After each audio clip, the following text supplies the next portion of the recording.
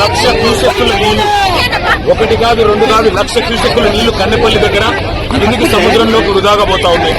ఇవాళ లక్ష క్యూసెక్కుల నీళ్లు కిందికి పోతుంటే వృధాగా పైన మొత్తం రిజర్వాయర్లన్నీ నోరెళ్లు పెట్టి చూస్తా ఉన్నాయి.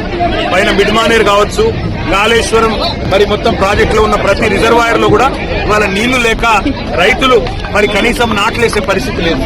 కింద లక్ష క్యూసెక్కుల నీళ్లు ఏవైతే వృధాగా పోతున్నాయో వాటిని చూపెట్టడానికి రైతులు మొత్తం తెలంగాణలోని రైతాంగం మొత్తానికి ఈ ప్రభుత్వం యొక్క దుర్మార్గమైన వైఖరిని చూపెట్టడానికి కన్నెపల్లి దగ్గర పంప్ హౌస్ లో మోటార్లు చాలు చేస్తే మేడిగడ్డ బరాజ్ తో సంబంధం లేకుండా ఇలా మొత్తం తెలంగాణను సస్యశ్యామలం చేసే విధంగా కాళేశ్వరం ప్రాజెక్టు కేసీఆర్ గారు డిజైన్ చేసినారు.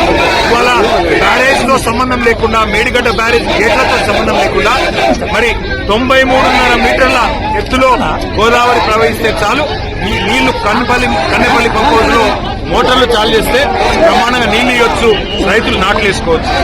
ఆ నీళ్లను చూపెట్టడానికి పోతుంటే ఇవాళ మమ్మల్ని జనగామలోనే అడ్డుకునే ప్రయత్నం చేస్తా ఉన్నారు.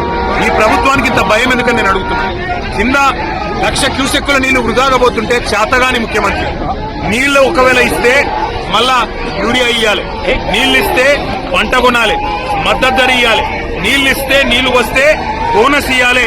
ఈ బాధ అంతా నాకెందుకు, రైతులను ఎండబెట్టాలి, రైతుల పొలాలకు నీళ్లు రానియద్దని చెప్పి కింద బ్రహ్మాండంగా నీళ్లు ఇచ్చే సౌలత్ ఉంటే దాన్ని పండబెట్టిన ముఖ్యమంత్రి గారి వైఖరి, ఈ ప్రభుత్వం యొక్క దుర్మార్గమైన రైతు వ్యతిరేక వైఖరి చూపెట్టడానికి మేము బయలుదేరితే వాళ్ళని చూడొచ్చు, మా వాళ్ళందరినీ అడ్డుకుంటా ఉన్నారు, మా ఎమ్మెల్యేలు, మా ఎంపీలు. అందుకే మేము అనేది ఈ ప్రభుత్వాన్ని దమ్ముంటే శాతనైతే మంచి పనులు చేసుకోవడానికి మంచి. ఇవాళ ఉద్దేశపూర్వకంగా మమ్మల్ని అడ్డుకొని వరంగల్ జిల్లాలోనే మరి ఇక్కడికిక్కడే ఆపాలని మీ ప్రయత్నం ఏదైతున్నదో ఖచ్చితంగా పోలీసులకు మరలబడైనా ఇక్కడి నుంచి పోతాం. తప్పకుండా కన్నెపల్లి చేరుకొని అక్కడ ప్రవహిస్తున్న లక్ష క్యూసెక్కుల నీళ్లను రైతులకు చూపెడతాం. తెలంగాణలో ప్రభుత్వం ఎంత చేతగాని దద్దమ్మ ప్రభుత్వం ఉందో తప్పకుండా తెలంగాణ రైతాంగానికి మొత్తం చూపెడతాం. ఎందుకు అడ్డుకుంటాం? ఎందుకు?